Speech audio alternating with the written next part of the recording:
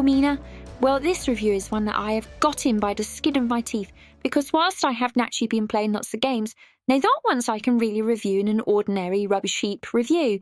So far this year I've beaten about 3 games, one of which was a director's cut of Biohazard, the Japanese release of Resident Evil, but it was also released worldwide. And there was last episode's Kitaretsu Dai Hyaka, which was Daiya. Also, I played the English release of Hotel Dusk Room 215 on the DS, which I play every now and then, and it's great, but it was released worldwide.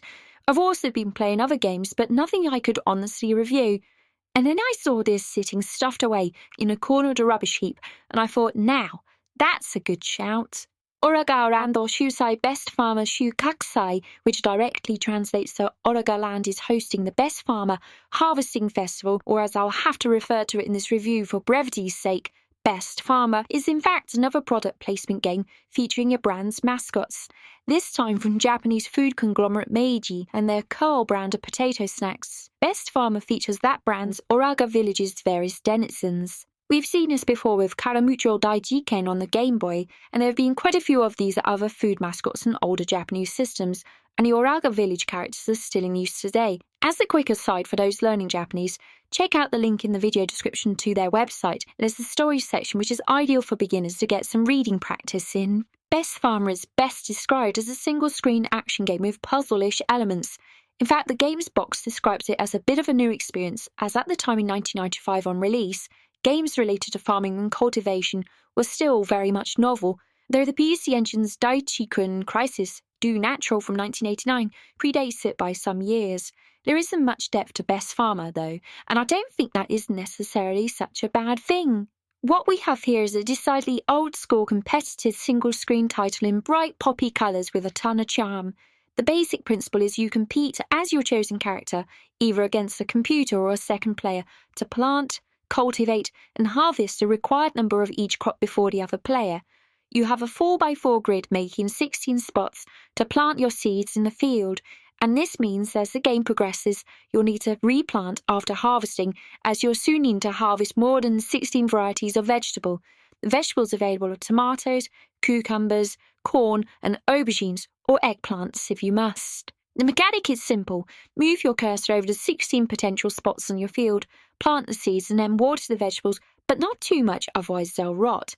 And when they're ripe, harvest them to bring down the number of required vegetables towards 0. And if you manage to do that before your opponent, you win. You can walk around the boundary of your field, and as you reach the corner, the play field rotates with some nifty Mode 7 trickery. However, not only do you need to beat your opponent, you also need to fight off pests and invaders on your plot of land, from birds to caterpillars to naughty kids who will barge onto your field to rave it up to Opus 3 like it's 1992 all over again. Whenever these are about to appear, you'll get a heads up and a countdown of where they will appear on the boundary.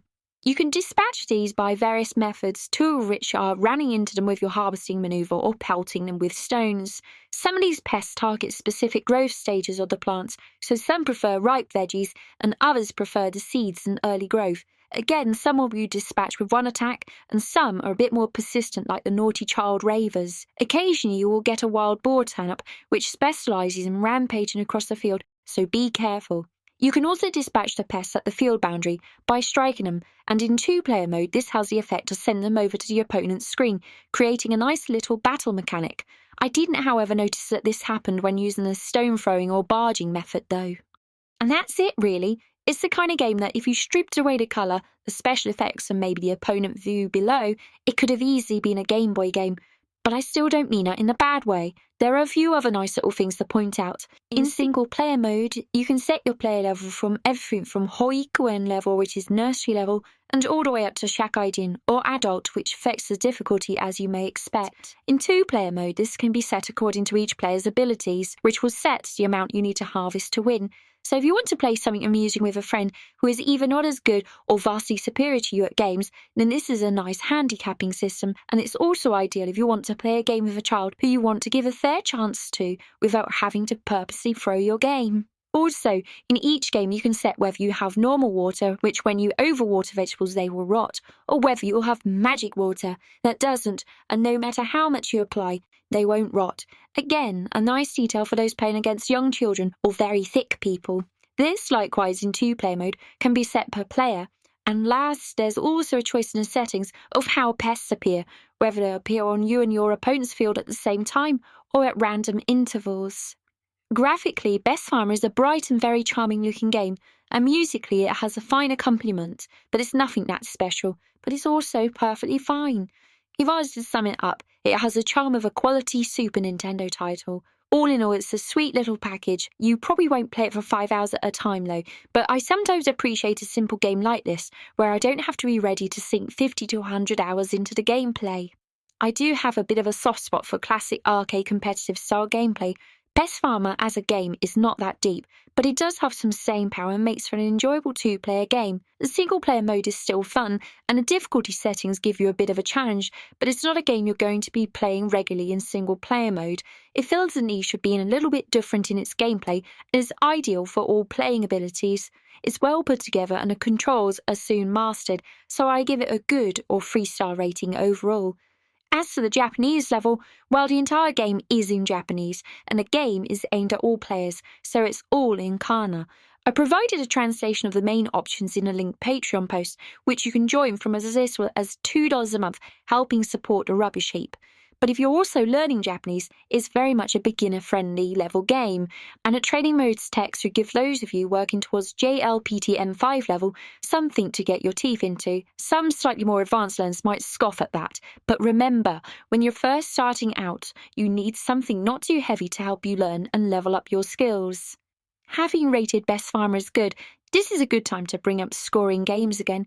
Recently on my YouTube community page and Patreon, I asked were viewers interested in the blog about my thoughts on topics related to gaming, predominantly retro gaming, and it was a resounding yes. So I set up a very basic website and written a blog post about the subjectivity of ratings. The website is a bit basic looking, but if it ends up being well read over time, I'll invest in a proper design. So if you want to check it out, check the link in the video description, and it's also not that long a read, you'll be glad to hear. Anyway, Best Farmer is a cute, quirky little game that you may want to try out. Second-hand prices are a little bit more than your average cartridge-only game, and box prices are pretty steep.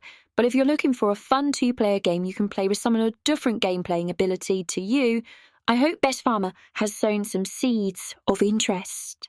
As always, like, subscribe and all of that shit, and also check out this rad Rubbish Heap merch, available worldwide on Redbubble and Amazon. See the links below for how to purchase. I've been Saki Endo, and this has been a Rubbish Heap. じゃあねーね。はあ、オラがのふるさとが一番いいな。